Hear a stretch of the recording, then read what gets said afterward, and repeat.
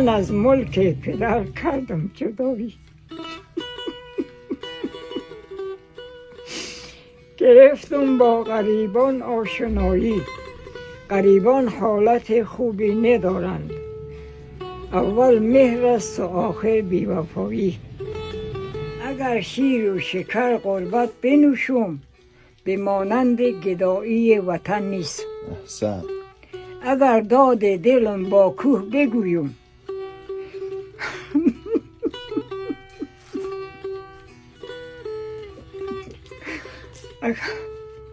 اگر داد دلم با کوه بگویم، که کوه بی زبان آید به فریاد. این غم بزرگی که دارین چیه آقا؟